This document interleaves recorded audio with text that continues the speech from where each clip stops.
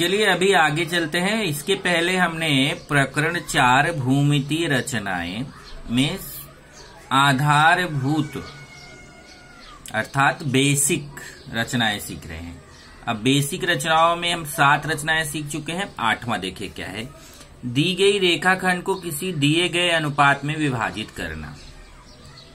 अब जैसे एक देखिए लिखा है 5 सेमी लंबाई वाला रेखाखंड MN खींचो और इस रेखाखंड को 3:2 के अनुपात में विभाजित करो। तो जब आपको कभी भी अनुपात में विभाजित करना है तो आपको क्या करना है, सबसे पहले अनुपातों का योग कर लेना है। अनुपातों का योग 3 में 2 जोड़ो तो कितना 5। अब जैसे 4:2 है तो यहाँ 6 आएगा। 1:4 है तो यहाँ 5 आएगा।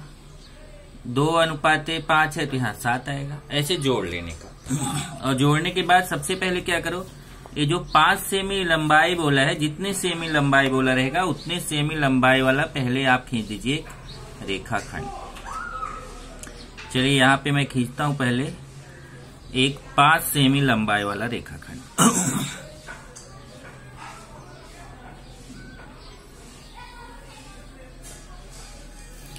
ये हमने 5 सेमी लंबाई वाला एक रेखाखंड खींच दिया। इसको नाम देखिए, इसने बोला है MN, तो मैं इसको नाम दे देता हूं MN नाम दे दिया। और अब इसी रेखाखंड को हमें 3:2 के अनुपात में विभाजित करना है। तो आपको क्या करना है, M पर एक न्यून कोण बना देते हैं। न्यून कोण समझ में आता है ना। ये देखिए जैसे आपने यहाँ पे रखा चांदा, देखिए चांदा रखा हमने, तो ये 90 अंश है। देखिए यहाँ पे 90 अंश है। 90 अंश, यहाँ जो 90 अंश है इसके इधर आप रेखा की तरफ इधर कहीं पे भी आप अंदर की तरफ कोण बनाओगे, ये सब न्यून कोण है। 90 अंश से कम रहेगा। देखिए 10, 20, 30, 40, 50, 60। ये 90 के इस तरफ रेखा की तरफ आप कोई भी कोण बनाओगे वो न्यून कोण रहेगा। और 90 से ज्यादा जाओगे 100, 110 इधर देखिए तो ये अधिक कोण रहेगा, क्योंकि ये रेखा की ये जो रेखा है उसके अंदर की तरफ नहीं बल्कि बाहर की तरफ आप बना रहे हो। तो कोई भी एक न्यून कोण ले लीजिए आप फ्री है। चांदा लेने की जरूरत नहीं है। आपको अंदाजा है, चलो मान लो मैं 50 का ले लेता हूँ, चलो या और बड़ा थोड़ा ले लेता हूँ, चलो 60 का ले लेता हूँ। कितने का भी आप न्यून कोण बना दीजिए वहां पे, उससे कोई फर्क नहीं है। तो चलिए मान लो मैंने यहाँ पे एक न्यून कोण बना दिया। 90 से कम का होना चाहिए, बस नापने की जरूरत नहीं है कि कितने का है। ये देखिए एक हमने न्यून कोण बनाते हुए एक किरण खींच दिया। ओके, अब आपको क्या करना है कि ये जो पहले आपने कितने सेमी का रेखाखंड खींचा है, 5 सेमी का। चलो मैं इसको यहाँ पे बना देता हूँ। ये कितने सेमी का है, 5 सेमी। ये 5 सेमी का रेखाखंड हो गया। अब हमें इसको 3:2 के अनुपात में बांटना है। तो क्या किया हमने, जो अनुपात है उसको जोड़ लिया। जैसे 3:2 है तो 5 आ गया। अगर 4:2 रहता तो 6 होता। तो जैसे अगर 6 आता तो मैं इसके 6 भाग करूंगा। 5 आया तो मैं इसके 5 भाग करूंगा। ध्यान रखिए, अनुपात को जोड़ने के बाद जितना आया है उतने समान भाग इसके करने हैं। आपके पास जितनी जगह हो उसी हिसाब से अपना प्लान बना लीजिए कि मेरा 5 भाग आना चाहिए, क्योंकि इधर अनुपातों का योग 5 है। तो मैं इसके 5 बराबर भाग, ये नहीं कि पहले बड़ा बड़ा किया बाद में देखा कि अब तो जगह कम बच गया है तो भैया अब छोटा कर लो, ऐसा नहीं। 1, 2, 3, 4, 5। देखो अभी मेरा थोड़ा सा जगह कम पड़ रहा है तो मुझे आगे बढ़ाना पड़ेगा। इसको मैं आगे बढ़ा लेता हूँ। ये बढ़ा लिया मैं। अब इसका 5वां भाग हो गया। देखिए 5। इस तरीके से देखिए अनुपातों का योग जितना था उतना भाग हमें करना है। अब इधर M लिखा है तो उस हिसाब से इसको नाम दे दीजिए। वैसे आप कोई दूसरा नाम भी दे सकते हैं, पर बेटर रहता है कि जो यहाँ नाम रहे उसी हिसाब से इधर रख देने का। जैसे इस वाले बिंदु का नाम हो गया M1, इसका नाम हो गया M2, इसका नाम हो गया M3, इसका नाम हो गया M4, इसका नाम हो गया M5। M1, M2, M3, M4, M5 5 भाग आपने कर दिया। अब आपको क्या करना है, ये जो 3 अनुपात है, पहला अनुपात कितना है 3, तो आप क्या करिए इधर से पहले ये जो लास्ट वाला है ना चाप, उससे इस n को मिला दीजिए। जो अंतिम वाला चाप है, 5वां वाला चाप है, उसको n से मिला दीजिए। ये देखिए इसको n से मिला दिया। और फिर 3 अनुपात 2 के अनुपात में बांटना है, तो पहले 3 भाग लेंगे फिर 2 भाग। तो ये जो तीसरा वाला भाग है, ये पहला वाला अनुपात देख लेने का। जैसे 3 अनुपात 2 है तो 3 से खींचिए, 4 अनुपात 1 रहेगा तो 4 से खींचेगा। अभी ये तीसरा वाला बिंदु है, यहीं से मुझे ये जो M phi n है, जो हमने रेखा खींचा है M phi n, इसी रेखा के समांतर यहाँ M3 से रेखा खींचना है। पर समांतर रेखा खींचने का नियम होता है, या तो संगत कोण कसौटी, या एकांतर कोण कसौटी, या अंतःकोण कसौटी। तो देखिए कैसे खींचेंगे समांतर रेखा, क्योंकि इस चैप्टर का सबसे मेन पॉइंट है समांतर रेखा खींचना। तो समांतर रेखा जब मैंने आपको खींचना सिखाया था, तो वहां पे कोण के सर्वांगसम कोण बनाना सिखाया था।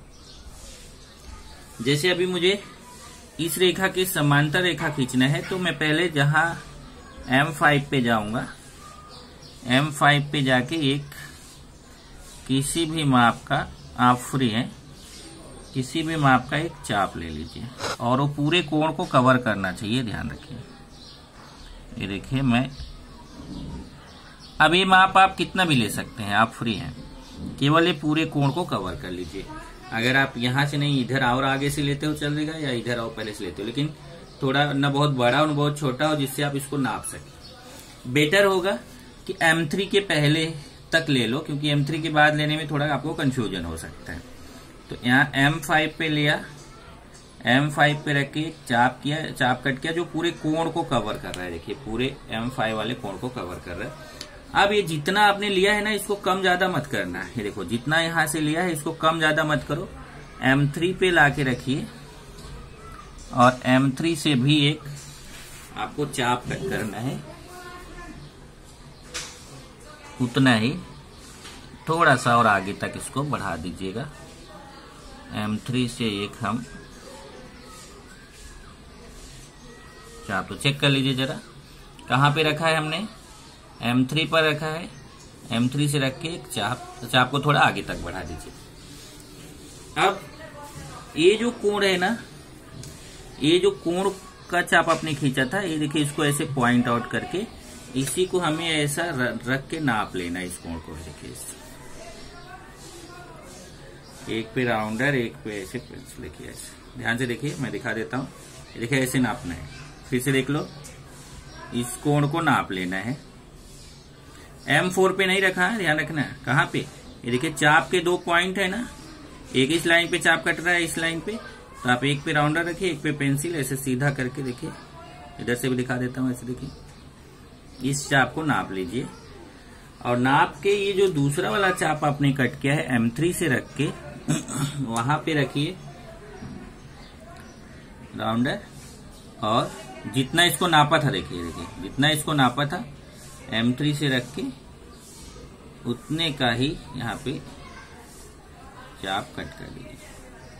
कहाँ से कट के देख लीजिए, ये जो चाप काटा था यहाँ से चेक कर लीजिए, यहाँ से रख के एक चाप कट कर लीजिए। जहां कट होगा उसको पॉइंट आउट कर लीजिए और M3 से इसको मिलाते हुए आगे बढ़ा दीजिए। ये देखिए इसको M3 से मिलाते हुए आगे बढ़ा दीजिए। जहां जाके कट होगा इसको कुछ भी नाम दे दीजिए आपका मन करे, जैसे हमने मान लो यहाँ पे P दे दिया। अब आप इसको नाप के देखोगे तो MP और PN का अनुपात ये 3 भाग है, ये 2 भाग है। अब जैसे मैंने 5 सेमी किया है तो आप इसको नापोगे तो ये 3 सेमी रहेगा, 5 सेमी रहेगा। लेकिन आपका ध्यान रखिए कि जब ये 5 है तो ये देखिए ये 3 है, ये 2 है। लेकिन आप इसको चेक नहीं कर सकते हो स्केल से, क्योंकि अनुपात निकालना पड़ेगा। लेकिन एक तो अंदाजा तो हो ही जाता है कि ये 3 भाग है और ये 2 भाग है, मतलब ये थोड़ा बड़ा रहेगा, ये थोड़ा छोटा रहेगा। इस तरीके से यहाँ MP और PN का अनुपात हो गया 3:5। तो यहाँ MP अनुपाते PN बराबर 3:5। 3:5 नहीं, 3:2। 3:2। इस तरीके से आप इसको खींच सकते हैं। ये आपका हो गया। अगला क्वेश्चन देखिए। अब आपको त्रिभुज बनाना है। तो त्रिभुज की रचना के लिए 3 टाइप होता है। पहला टाइप यह है कि जब त्रिभुज की रचना करना जब उसकी तीनों भुजाएं ज्ञात हो। जैसे त्रिभुज बनाना है, उसकी तीनों भुजाएं AB, BC और AC पता हो, तो आपको त्रिभुज की रचना करना है। तो सबसे पहले क्या करने का कि एक कच्ची आकृति बना लिया करो।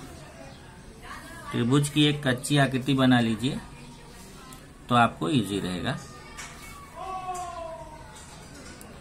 ये देखिए एक हमने कच्ची आकृति बना दिया। इसमें लिख दिया ABC, BC 5.3 सेमी, AB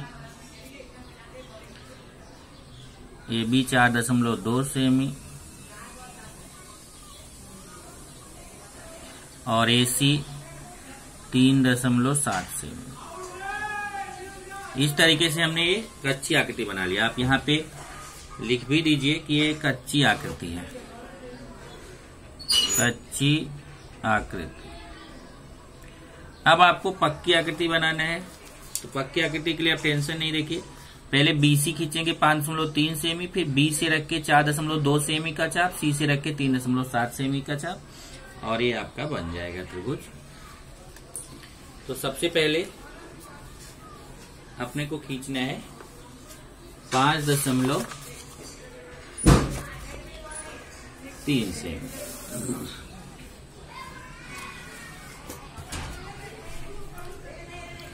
ये देखिए आधार जो दिया है, आधार को सबसे पहले खींचा जाता है। तो आधार मैं खींचूंगा कितना, 5.3 सेमी। स्केल लेता हूं और आधार खींच देता हूं 5.3 सेमी।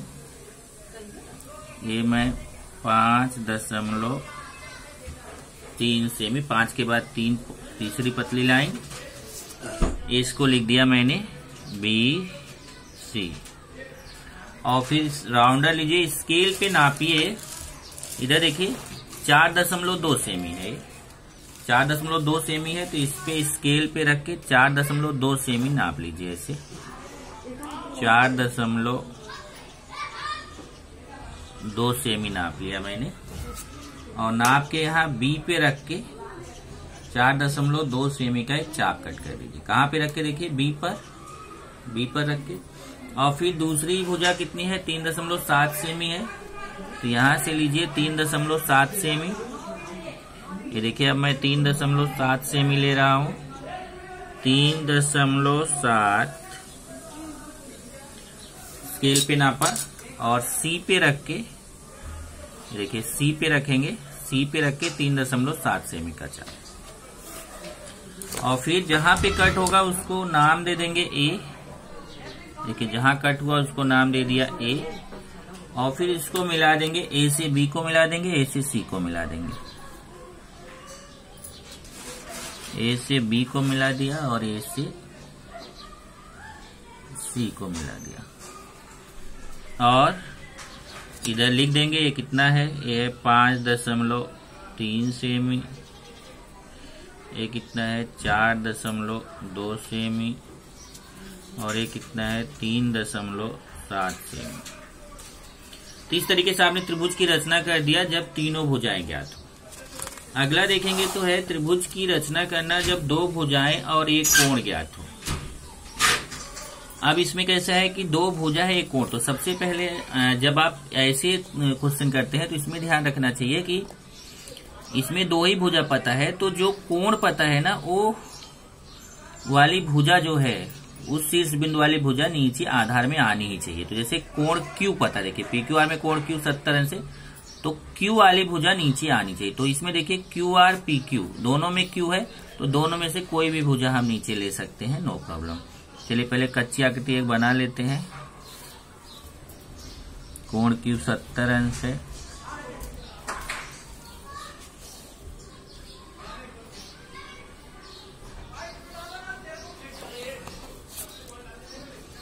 इसका नाम हो गया P Q R. Q R का मान 5 सेमी।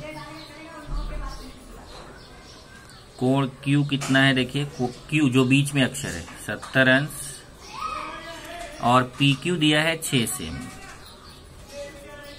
ये हो गया कच्ची आकृति। यहां पे मैं लिख देता हूं कच्ची आकृति। अब हमें इसकी पक्की आकृति बनाना है। तो पक्की आकृति के लिए क्या करेंगे देखिए, सबसे पहले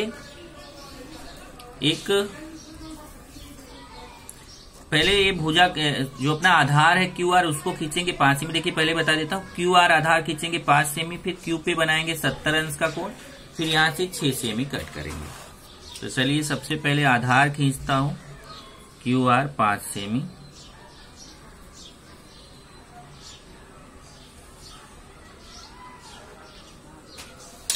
ये देखिए आधार क्यू आर हमने खींच दिया कितना, 5 सेमी। और फिर क्यू पर चांदा लेके बनाना है 70 अंश का कोण। अब देखिए चांदा लिया मैंने, क्यू पर रखूंगा, लाइन के ऊपर लाइन, और जो लाइन के ऊपर 0 है उसी से मैं काउंटिंग स्टार्ट करूंगा। ये देखिए मैंने चांदा रख दिया लाइन के ऊपर लाइन, और लाइन के ऊपर इधर वाला 0 है। देखिए ध्यान से यही ध्यान देना, नहीं तो आप कोण गलत बना जाओगे।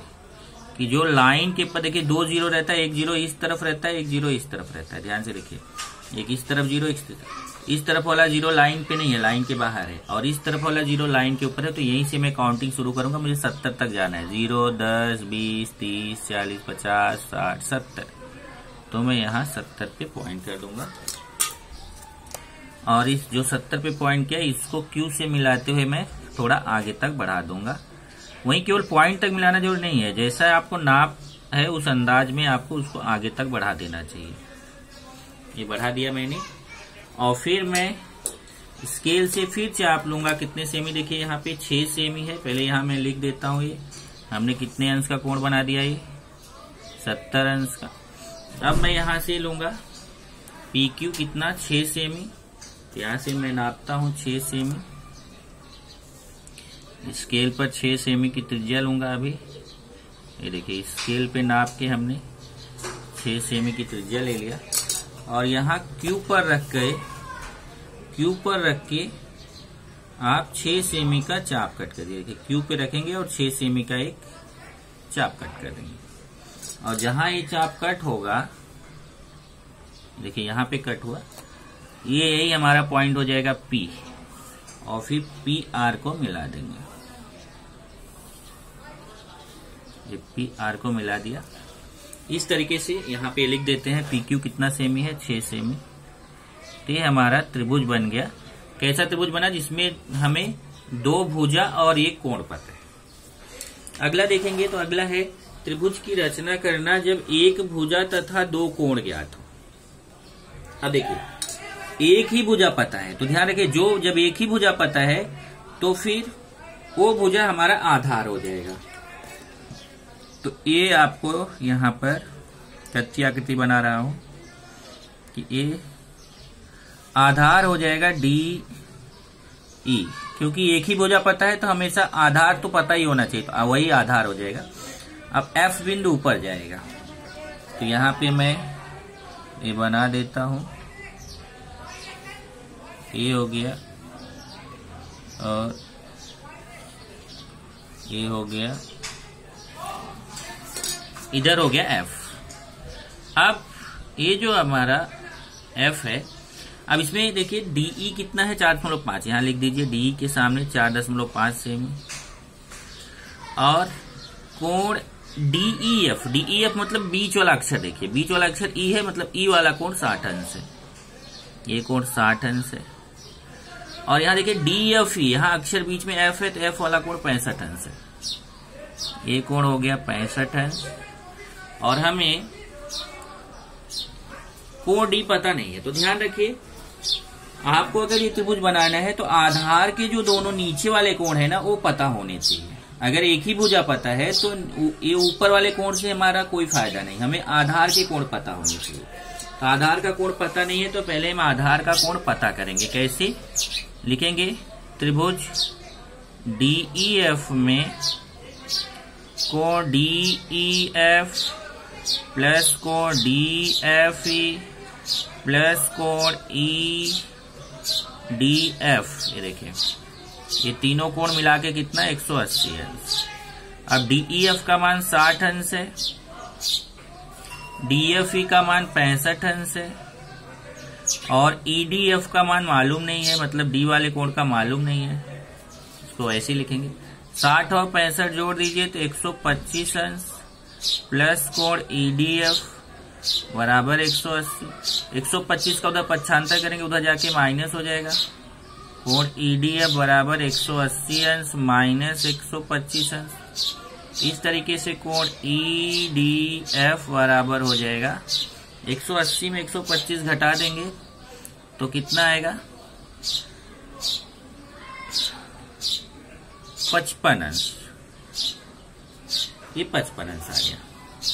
इसका मतलब ये देख लीजिए 180 में 125 घटाएंगे तो 5 5 10 5 2 7 55 अंश आएगा। तो ये देखिए ए वाला कोण हमें पता चल गया, ये वाला कितना आ गया? 55 अंश।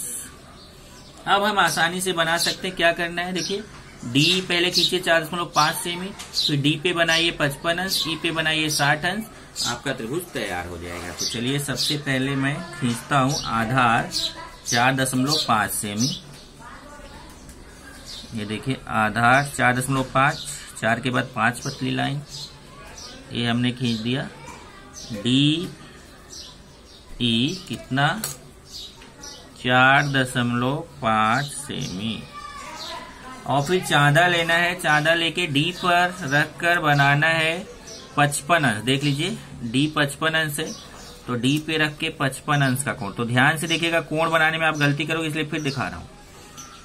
जीरो जो लाइन पे 0 पड़ रहा है वहां से काउंटिंग शुरू करेंगे, 55 तक जाएंगे। 10 20 30 40 50 60, 50 60 के बीच में 55 आता है। 50 के बाद ऐसा गिनने का थे, 50 से 60 के बीच में 50 से काउंटिंग शुरू करो। 50 के बाद 51 52 53 54 55, ये 55 हो गया। तो पहले ये 55 वाला बना लो, नहीं तो आप कुछ लोग क्या करते हैं पता है, दोनों पॉइंट पहले बना लेते हैं, फिर पता चला उसका पॉइंट उससे मिला दिया, उसका पॉइंट उससे मिला दिया। ये भी गलती होती है। ये इसको मिलाते हुए आगे बढ़ा दिया, ये हो गया 55 अंश का कोण। अब ई पे कितना बनाना? देखिए ई पे 60 अंश बनाना है, तो फिर से चांदा रखिए, ई पर बनाइए 60 अंश। अब ध्यान से देखना, अब मैं चांदा ई पर रख रहा हूं, देखिए ई पे चांदा रखा। अब मेरा जो इस तरफ वाला 0 नहीं पड़ रहा है लाइन पे, देख लीजिए ये लाइन, देखिए जब ई पे रखेंगे तो लाइन इधर है, तो ये लाइन की तरफ जो है ये हमारा अभी ए वाला 0 पड़ रहा है। जब हम डी पे रखे थे तो लाइन की तरफ इधर वाला 0 पड़ा था, तो हम 0 से इधर से काउंटिंग शुरू किए थे। अब जब हम ई पे रख रहे हैं तो लाइन की तरफ, देखिए ये लाइन की तरफ ये वाला 0 पड़ रहा है, तो यहां से काउंटिंग शुरू करेंगे। 0 10 20 30 40 50 60, ये 60 पे ले जाके पॉइंट कर दिया। इसको भी मिला देंगे, इसको भी मिलाते हुए ऐसे आगे बढ़ा दिया। और इस तरीके से जहां जाके दोनों मिलेंगे ये पॉइंट हो जाएगा F। आप इसको नाप के देखेंगे ना तो ये देखिए F पॉइंट 65 अंश है ना, यहाँ लिखा है।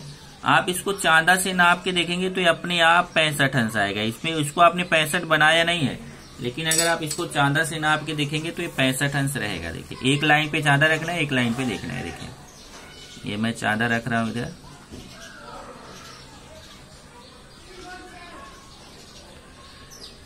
आप देख सकते हैं कि ये आपका 60 और 70 के बीच में लगभग 65 अंश आ रहे हैं। तो आप ऐसा इधर से भी चेक कर सकते हैं, ऐसे देखिए, ऐसे इधर से भी चेक करेंगे तो लगभग वही 60 से 70 के बीच में 65 के आसपास आ रहे हैं। तो एक आध पॉइंट, एक आध दो पॉइंट एग्जाम में भी है, अगर एक आध 2 पॉइंट गलती आता है तो उसको माना जाता है, चलेगा, लेकिन कोशिश करो कि ना रहे। और यहाँ देखिए मैं एक गलती कर दिया, इसलिए शायद यहाँ पे गलत आ रहा है।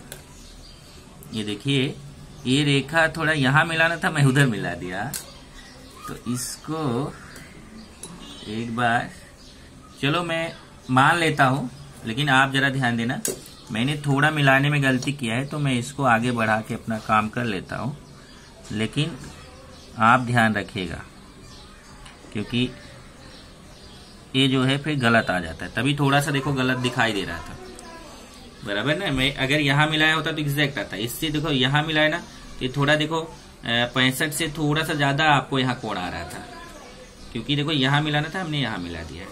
ओके, इस तरीके से आपका ये बेसिक हो गया। अब बेसिक के बाद आता है कि प्रश्न संग्रह के क्वेश्चन कैसे करने हैं। तो प्रश्न संग्रह के क्वेश्चन करने के लिए सबसे पहले ये देखिए, आपका जो ये पहले चैप्टर में आपने पढ़ा था समरूप त्रिभुज। 2 त्रिभुज समरूप होते हैं तो उनकी संगत भुजाओं का अनुपात समान होना चाहिए और संगत कोण सर्वांग सम होना। अगर समरूप होते हैं तो ध्यान रखिए उनकी संगत भुजाओं का अनुपात समान रहेगा और उनके संगत कोण सर्वांग सम रहेंगे, ये आपने पहले चैप्टर में पढ़ा है। अर्थात अगर त्रिभुज एबीसी, देखिए समरूप का निशान है, समरूप है त्रिभुज पीक्यूआर के, तो उनकी संगत भुजाओं का अनुपात समान होगा, मतलब AB बटा PQ बराबर BC बटा QR बराबर AC बटा PR, ये संगत भुजाओं का अनुपात समान हो गया। या फिर संगत कोण सर्वांग सम, मतलब कोण A कोण P के सर्वांग सम रहेगा, मतलब पहला वाला कोण पहले वाले कोण के सर्वांग सम, दूसरा वाला दूसरे वाले के, तीसरा वाला तीसरे वाले के। कोण A सर्वांग सम कोण P, कोण B सर्वांग सम कोण Q, कोण C सर्वांग सम कोण R, ये मैंने आपको पहले चैप्टर में बताया था। इसी का यूज करके आपको प्रश्न संग्रह 4.1 करना है, लेकिन ध्यान रखो कि 4.1 में जो है ना वो क्वेश्चन 2 टाइप के हैं। एक बार मैं आपको दिखा देता हूँ, ये बहुत इंपॉर्टेंट है। देखिए 4.1 में 4 प्रश्न हैं, इन चारों प्रश्नों को देखो। अगर जो त्रिभुज है, त्रिभुज के नाम अलग अलग हैं, ध्यान से समझिएगा, अगर त्रिभुज के नाम अलग अलग हैं तो आपको उसको हल करना है, हल करके बनाना है।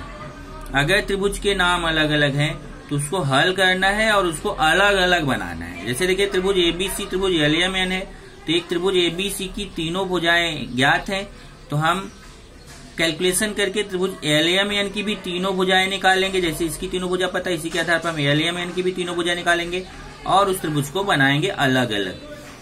लेकिन यहाँ देखेंगे त्रिभुज PQR त्रिभुज LTR है। देखिए PQR LTR में R बिंदु यहाँ देखिए कॉमन है, दोनों में R, तो दोनों त्रिभुजों में R बिंदु कॉमन दिख रहा है, तो आपको डायरेक्ट डायग्राम बनाना है, दोनों एक ही में बनेंगे, इसमें कुछ कैलकुलेशन नहीं करना है। ये देखिए RST XYZ है, तो इसमें नाम अलग अलग है, तो आपको कैलकुलेशन करके इसमें जो देखिए 2 भुजा और 1 कोण दिया है, त्रिभुज RST का 2 भुजा और 1 कोण दिया है, तो आप त्रिभुज XYZ का भी 2 भुजा और 1 कोण निकालेंगे और ये दोनों त्रिभुज अलग अलग बनाएंगे। लेकिन यहाँ देखेंगे AMT और AHE में AA दोनों में कॉमन है, तो आपको डायरेक्ट बनाना है। इसका मतलब पहला और तीसरा क्वेश्चन एक जैसा है, दूसरा और चौथा क्वेश्चन एक जैसा है। तो मैं चलता हूँ पहले क्वेश्चन पे। देखिए पहला क्वेश्चन है त्रिभुज एबीसी समरूप त्रिभुज LMN।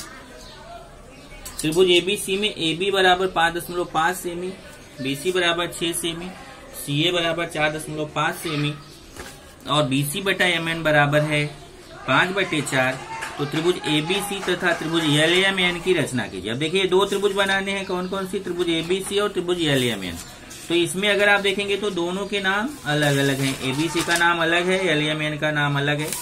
तब आपको क्या करना है कि इसका कैलकुलेशन करना है। कैलकुलेशन करके त्रिभुज ABC के जो माप दिए गए हैं उसी के आधार पर त्रिभुज LMN के माप निकालने हैं और फिर उसको हमें क्या करना है, बनाना है। ओके, तो चलिए यहाँ पे देखते हैं क्या दिया है। दिया है त्रिभुज ABC समरूप त्रिभुज LMN, और जब 2 त्रिभुज समरूप होते हैं तो उनकी संगत भुजाओं का अनुपात समान होता है, मतलब AB बटे LM बराबर BC बटे MN बराबर AC बटे LN। और इन देखिए यही होगा ना, AB पहला दूसरा पहला दूसरा, दूसरा तीसरा दूसरा तीसरा, पहला तीसरा पहला तीसरा। मैंने समझाया था आपको पहले चैप्टर में, AB बटे LM बराबर BC बटे MN बराबर AC बटे LN। और इनका अनुपात कितना दिया है यहाँ से लिख लीजिए 5/4। ये देखिए 5/4। अब यहाँ से मान रखेंगे, चलिए मान रखते हैं। ए बी का मान है 5.5, तो ए बी की जगह 5.5/LM। बी सी का मान 6 है तो 6 BC का मान 6 MN निकालना है। और AC का मान देखिए CA या AC एक ही होता है 4.5 और LN का मान निकालना है बराबर 5/4। अब इसका कैलकुलेशन करके हम एक एक करके बारी बारी से मान निकालेंगे। चलिए सबसे पहले यहाँ पे ऐसे 3 भाग कर लीजिए और एक एक करके मान निकालिए। सबसे पहले जैसे देखिए है 5.5/LM। ये देखिए पहले के साथ भी लास्ट वाला लेना है, दूसरे के साथ भी लास्ट वाला लेना है, तीसरे वाले के साथ भी लास्ट वाला, क्योंकि लास्ट के दोनों मान पता है। 5/4। ऐसे ही देखिए 6/MN के साथ भी 5/4, 6/MN बराबर 5/4। ऐसे ही देखिए 4.5/LN है, 4.5/LN इसके बराबर भी 5/4। तो पहले के बराबर भी 5/4, दूसरे के बराबर 5/4, तीसरे के बराबर 5/4।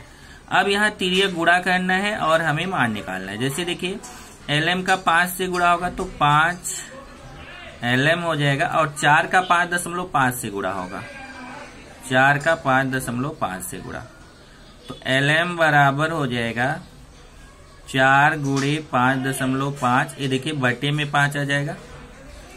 अब इसको हल करेंगे तो LM का मान आ जाएगा 4.4 सेमी। ये देखिए आपने LM का मान निकाल लिया, कितना LM का निकाल लिया 4.4 सेमी। इसी तरीके से यहाँ पे करना है। देखिए 5 का MN से गुणा होगा 5 MN बराबर 4 का 6 से गुणा होगा 24, MN बराबर 24/5, तो MN बराबर 5 चौक 20, 5 अट्ठे 40, 4.8 सेमी आ जाएगा। इसी तरीके से यहाँ तिर्यक गुणा करेंगे। देखिए 5 का LN से होगा तो 5 LN, और 4 का 4.5 से गुणा, तो LN बराबर, अब इसका गुणा कर लीजिए, चाहे ऐसे ही रहने दीजिए, 4 का 4.5/5। अब LN बराबर देखिए यहाँ 5 से काटेंगे, 5 9 45, 0.9 आएगा, 4 से गुणा करेंगे तो 3.6 सेमी। इस तरीके से आपने तीनों भुजा निकाल लिया। देखिए LM MN LN। तो त्रिभुज ABC की तो तीनों भुजा पता ही थी। देखिए त्रिभुज ABC की तीनों भुजाएं AB BC और AC पता था, और आपने LM MN और LN निकाल लिया। अब आपको दोनों त्रिभुजों को यहाँ पे बनाना है। तो सबसे पहले कच्ची आकृति बनाएंगे। पहले मैं यहाँ पे कच्ची आकृति बनाता हूँ। कच्ची आकृति, ध्यान रखिए 2 त्रिभुज बनाने हैं, दोनों अलग अलग। कैसे? तो पहले यहाँ पे क्या करते हैं, 2 त्रिभुज ऐसे कच्ची आकृति में खींच देते हैं। देखिए ये गलत हो गया।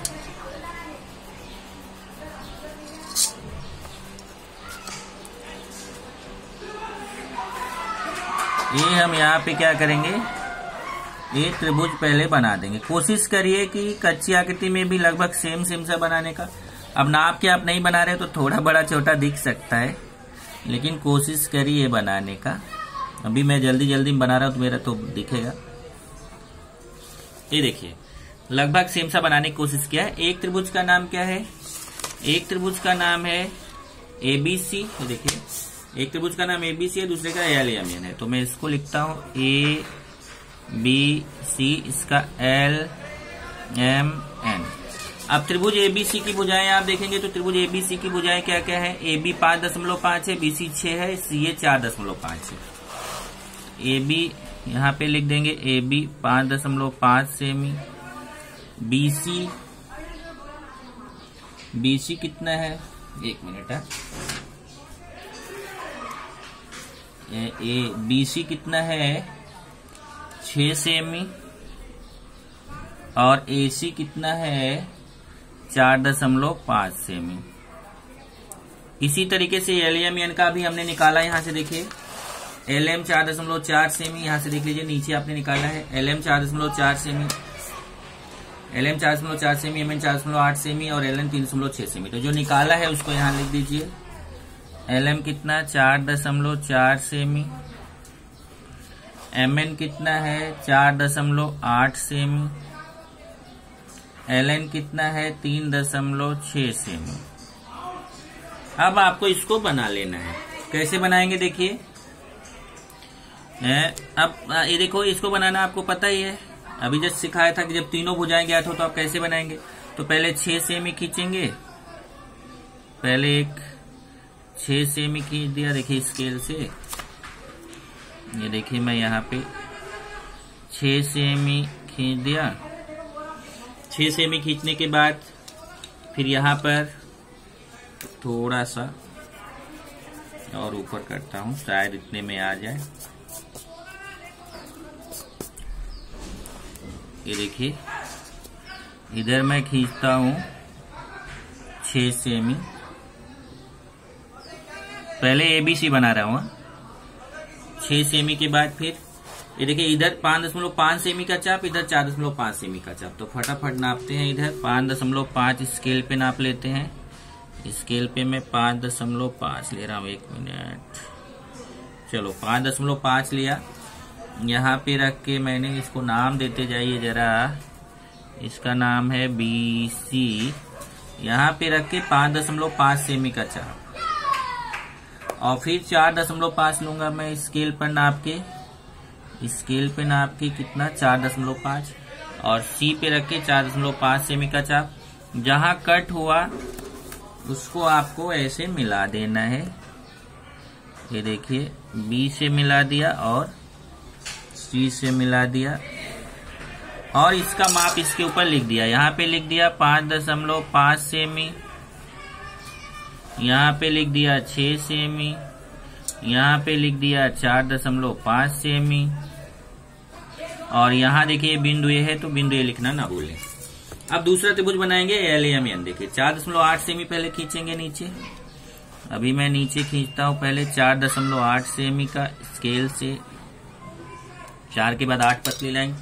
ये देखिए 4.8 सेमी हमने खींच दिया MN। अब कितने कितने का चाप देखिए, एक 4.4 सेमी का चाप है, एक 3.6 सेमी का चाप है। तो स्केल पे नापेंगे। एक पहले 4.4 का मैं नापता हूँ, 4.4 का नापा, M से लेके 4.4 सेमी का चाप कट कर दिया, और फिर एक 3.6। ऐसे देखिए स्केल लेके इसी पे नापना है, 3.6 नापेंगे और N पे रख के 3.6 का। तो M से 4.4 का काटा, और N से देखिए M पे रख के 4.4 का काटा, N से रख के 3.6 का काटा। क्यों काटा देख लीजिए, क्योंकि ये 4.4 सेमी, ये 4.4 सेमी, 3.6 सेमी है। तो यहां से इसको हम अब मिला देते हैं। ये मिला दिया मैंने, यहां लिख दिया L, और इस तरीके से LMN बन गया। इसका माप यहां लिख देते हैं। ये कितना है 4.8 सेमी, 4.8 सेमी। ये कितना है 4.4 सेमी। ये कितना है 3.6 सेमी। इस तरीके से आपने दो त्रिभुज समरूप बना दिया। अब आप देखें तो ये दोनों त्रिभुज आपस में समरूप हैं। ये देखिए ये दोनों त्रिभुज आपस में समरूप हैं, त्रिभुज ABC और त्रिभुज LMN। तो यहाँ एक तरीका हो गया। अब आपको मैं प्रश्न नंबर 3 आपको मैं होमवर्क दे रहा हूँ। ये देखिए मैं बता देता हूँ कैसे करना। ये देखिए प्रश्न नंबर 3 है, त्रिभुज RST समरूप त्रिभुज XYZ। त्रिभुज RST के माप दिए। देखो त्रिभुज RST में 2 भुजा और 1 कोण दिया है, तो आप उसी तरीके से त्रिभुज XYZ का 2 भुजा और 1 कोण निकाल के और फिर दोनों त्रिभुज अलग अलग बनाना। नेक्स्ट लेक्चर में मैं दूसरा और चौथा क्वेश्चन करूंगा।